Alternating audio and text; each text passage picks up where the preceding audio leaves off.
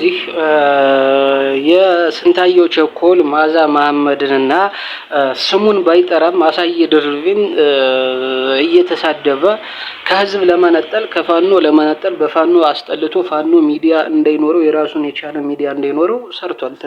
በትላንትናው ቪዲዮ ማለት ነው።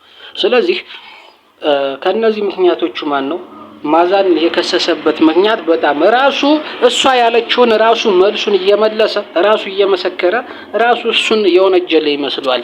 ለምሳሌ ምንድነው ያሉ ማዛ መሐመድ ወደ ሸዋ ሂደን አፈር ይዘው ጨብጠው ተማማሉ።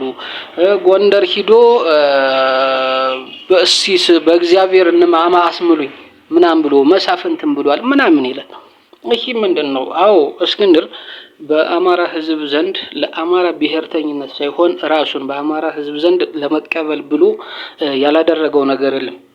የጎንደርን ፋኖ እርስ በርስ ያመታተው ከፋፍሎ ከሶስት ከፍሎ እርስ በርስ ያመታተው አዎ መጽሐፍ ቅዱስና መስቀል መጽሐፍ ቅዱስ ተሸክሞ መስቀል አንጠልጥሎ አረንጓዴ ቢጫ ቀይ ተከናንቦ አይደለም ወይ ወደ ጎንደር ገብቶ ስንቱን ጀግና ያመታታቸው? ሸዋ ሂዶ አሰግድን እንዲያዝ ያደረገው አፈር ይዞ ምን እነሸቴ ሞገስ ላይ ሂዶ በቀብራቸው ላይ የነሱን ቃል እንጠብቃለን ብሎ አፈር ጨብጦ ቃል ገብቶ አይደለም ወይ? ማለት የነ እሸቴ ሞገስን ቃል የሚጠብቀው እሱ አርበኛ አሰግድን ለጠላት ለብልጽግና አሳልፎ በመስጠት ነው ወይ? መከተውን ካሰግር መከተውን ከዘመነ መከተውን ከሀብቴ ከሳሙኤል ባለድል መከተውን ከምሬ እያጋጨ ነው ወይ የሸዋን ህዝብ አንድነት የሚጠብቀው?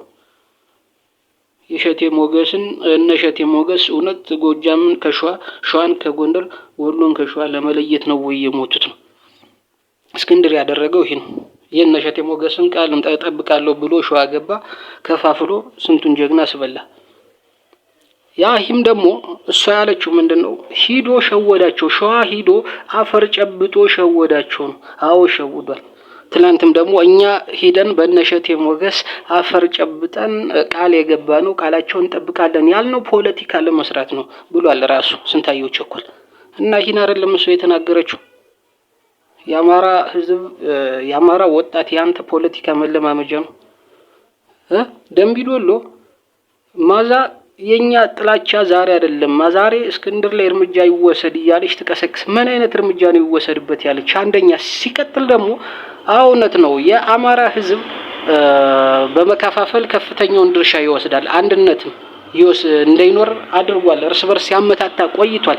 ከዚህም ደግሞ ደምቢዶሎ የታሰሩት ሴቶችን ሰላማዊ ሰልፍ እናድርግና እናስፈታቸው ማለቷ ምንድነው ችግሩ ነው? ለዛ እኮ አንተ ያልኸው ራሴ የተናገርኸው 20 ሺህ ብር ሰጠን ነው። ለምንድን እንደሰጠህ ደግሞ ተናግረዋል። ስማችንን ሊያጠፉ እንደመጡ ስለገባን ሰጠናቸው ነው እንጂ አንሰጣቸውም። ለመስጠት ፍላጎት ሳይኖረን ሰጠናቸው እያልክ ነው ራስህ ማለት ነው። እና ምንድነው ይሄ ጥላቻ አያስዝም? ለአማራ ታገላለሁ በአማራ ዲያስፖራና የአማራን ባለሀብት ኪስ እያጠብክ እንዴት ነው አንተ ለአማራ ማህበረሰብ ችግር ሲሆን ከችግሩ አስተባባሪ ነው እንጂ መሆን ያለብህ 20 ሺህ ብር ተቀበለች ይብላህ ሪፖርት አምጣ እስከማለት ድረስ ትደርሳለህ።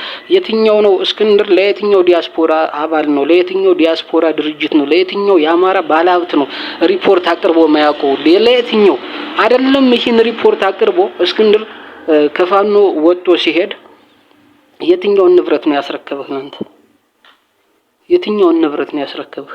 አዎ የአንድ ሰው ድርጅት ነው አለች ትላለህ። አዎ የአንድ ሰው ድርጅት ነው። እስክንድር ወደ ጎጃም ፋኖ ወደ ፋኖ ከሄደ በኋላ ባልደራስ እንደ ባልደራስ ቀጥሏል ወይ? እስክንድር ወጣ እናንተም ተበታተናችሁ እና ይሄ የአንድ ሰው ድርጅት አይደለም። ድርጅት ስላመሰራረቱ ልትነግረን ትፈልጋለች? አዎ ነግረሃለች። ትክክል ነው። ድርጅት እኮ በአንድ ሰው አይመሰረትም። አንድ ሰው ሲወጣ የሚፈርስ ድርጅት አይባልም። ስለዚህ እስክንድር ወደ ፋኖ ብሎ ሲጠፋ እናንተም ጠፍታችኋል። ባልደራስ አሁን ህጋዊ ሰውነት አለው? አሁን ባልደራስ አለ በዚህ ሰዓት? ማን ነው ሰብሳቢው? ማን ነው አባላቱ? አንተ የት አለህ?